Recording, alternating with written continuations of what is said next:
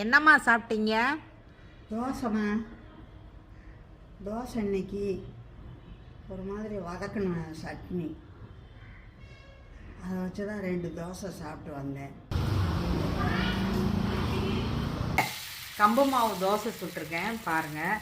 நீங்கள் நைட்டு கம்பை ஊற வச்சுட்டு காலையில் அரிசியோட சேர்த்து அரைக்கும் போது கம்பு நல்லா அரைஞ்சி நல்ல தோசை நல்லா இருக்கும். இந்த பாருங்கள், தோசையாக இருந்தாலும் இட்லியாக இருந்தாலும் நல்லா இருக்கும். எவ்வளோ மொறுன்னு இருக்கு பாருங்கள். 2 ஆளாக்கு கம்பு, 2 ஆளாக்கு புழுங்கல் அரிசி, ஒரு கைப்பிடி பச்சரிசி, 150 உளுந்தும் போட்டு நான் அரைச்சி இந்த தோசை சுட்டிருக்கேன். சாதாரண தோசை மாதிரி நல்ல ரோஸ்ட்டு மாதிரியும் இது வரும் பாருங்கள். எடுத்தாச்சு. இதுக்கு கத்திரிக்காய், தக்காளி எல்லாம் வேக வச்சு கொஞ்சம் பாசிப்பருப்பும் போட்டு கடைஞ்சி வச்சுருக்கேன். இதுதான் இதுக்கு சைட் டிஷ். ஸ்ரீலக்ஷ்மி சேனலில் லைக் பண்ணுங்கள், ஷேர் பண்ணுங்கள், சப்ஸ்கிரைப் பண்ணுங்கள்.